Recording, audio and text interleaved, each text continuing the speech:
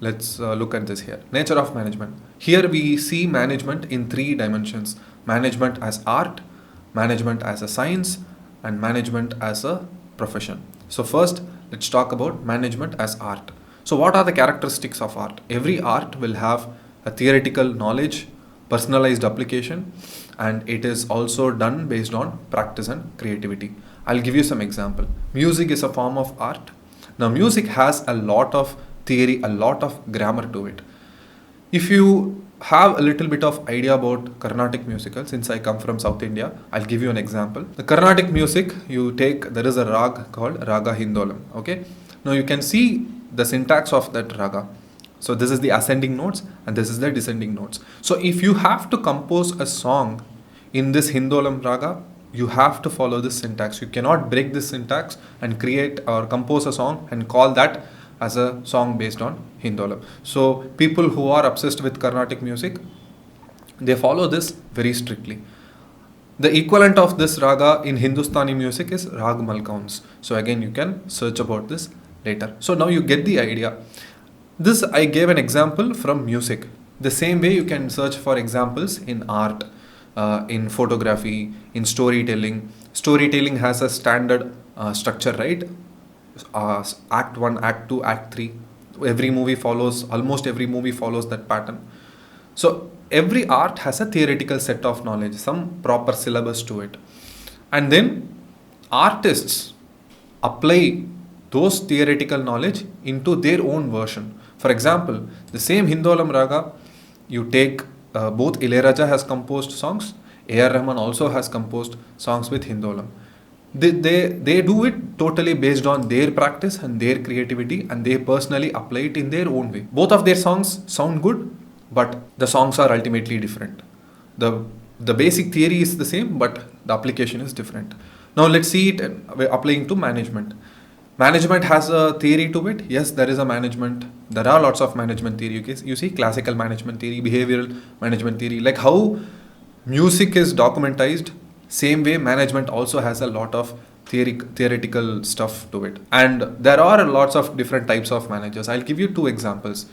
The largely managers can be classified into two types, which is hands-on manager and hands-off manager. A hands-on manager is kind of an autocratic manager. What do I mean by this? This type of manager tries to control pretty much everything. They want it to be in their requirement. They try to control A to Z of the process, and they also want result. And hands-off managers are those people, they will give you the task and they will just stay back after that. They leave the process to you. You are entitled to whatever you want. They just want the results. So to give you practical examples, in cricket, Indian cricket, you see two types of captaincy. One is Sourav Ganguly's types of captaincy, and you see Dhoni's type of captaincy. Both styles are great. Both have got great results. Ganguly is pretty much hands-on. He wants to almost dictate everything. Almost after every delivery, he goes to the bowler. He talks to the bowler. So he's pretty intense on the field. But if you see Dhoni on the contrary, he's pretty laid back. He just leaves the job. He just gives the basic idea to the bowler and he leaves the execution to the bowler. Both have been successful in their own thing. Now if you see in the modern era, Ganguly's type of leadership, you can see Gautam Gambhir pretty similar to Ganguly's type of captaincy. You can see again pretty intense on the field, pretty micromanaging.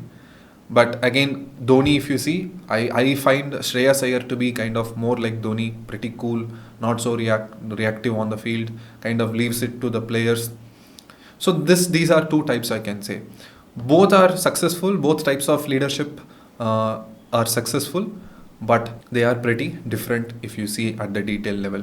So is it applicable to management? Yes, management has theory, personalized application, different managers apply things on their own basis, and then they apply through their own practice and their own innovative thinking. So management, yes, is it an art? Yes, management can be called as an art. Now let's talk about management as a science.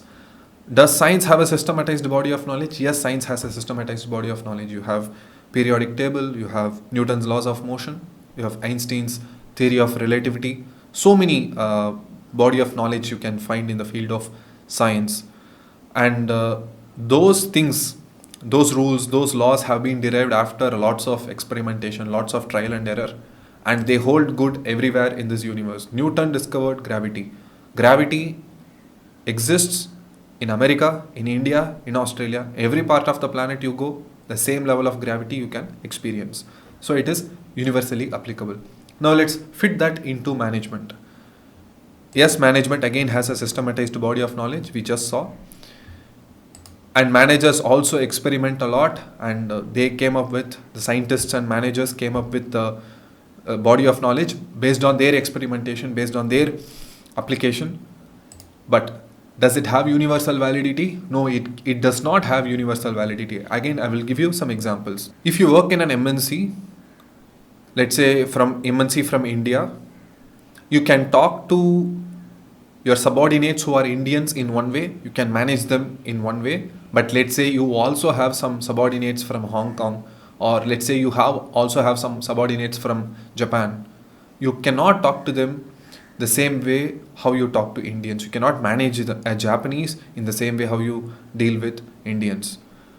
The companies that I know where the Japanese delegates used to come, they will be so particular about the time. Even if you are 1 minute or 2 minutes late to the meeting, you have to give them a huge reason, a huge explanation, and you also have to apologize. Going late for a couple of minutes to a meeting per Indian standards is not a big deal. We don't even find it as an offensive thing in the first place, but it doesn't work for if you have a Korean partner or if you have a Japanese partner. So again, management principles, you can do a bit of aggressive management on things like Chinese people or on Indian people. But again, if you go to Europe, you cannot do some aggressive management tactics on your employees. So again, you cannot apply the same principle everywhere. So this is the reason why management is an inexact science. Now let's talk about management as a profession. What are the characteristics of a profession? It should have a well-defined body of knowledge, yes, restricted entry, professional association, ethical code of conduct, and service motive. Let's say doctors. Doctors are professionals, and do they have well-defined body of knowledge? Yes, they have well-defined body of knowledge. They study biology, they study human anatomy. Exactly, it's a documented knowledge. There is a proper syllabus to it. And then restricted entry. Can everybody become a doctor? No, they cannot become a doctor. Professional associations. Do doctors have their own association? Yes, doctors have their own professional body of association. Ethical code of conduct. Does ethics apply to doctors? Yes, doctors have a strict code of conduct. They are bound by certain things. If they breach it, their membership will be cancelled. Their rights to practice in this country will be stripped from them. So yes, they are bound by huge ethical code of conduct. And last is service motive. Yes, their primary objective is to serve people, to treat the unhealthy. These are the proper characteristics of a profession. Now let's see if those things apply to management. Management, do they have well-defined body of knowledge? Yes, we just saw this previously. Restricted entry. Is there any restriction for a person to become a manager? There is actually no big restriction. Anybody can become a manager. I'll give you some example. In some companies, to reach a managerial level, they will restrict only chartered accountants to become a manager. Let's say if it's a finance department, only chartered accountants or cost accountants can become a manager in finance. But there are a lot of small companies which do not have this restriction. They will feel that if a person has adequate experience, they can reach the managerial level. So that is the restriction part. There is no prescribed qualification. There is no big restriction on become manager. You might see a lot of people in high level position in big companies. They reached that place purely out of experience and not out of some proper academic qualification. So restricted entry does not apply to management. Professional association. Is there a professional association for management? Yes. So today's class, I'll give you an activity. After the class, just Google All India Management Association. So you can see that entire website. You see how that association runs. What do they actually do? How they educate the managers, and how can one become a member of that association? So these are the things that I want you to do as an assignment.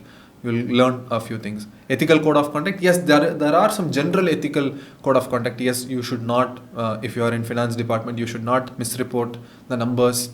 You should not do forgery or stealing or anything, corporate frauds. So basic ethical code of conduct applies. And then service motive. Yes, you should serve. Pure profit maximization was like old traditional way of management. In modern days management, unless you treat your customers properly and you don't serve, you are not ready to serve them, it's very hard to earn customers these days. So yes, in modern day, service motive applies to management as well. So I hope you understood what we discussed today. We will see tomorrow in the next lecture. Thank you and bye bye.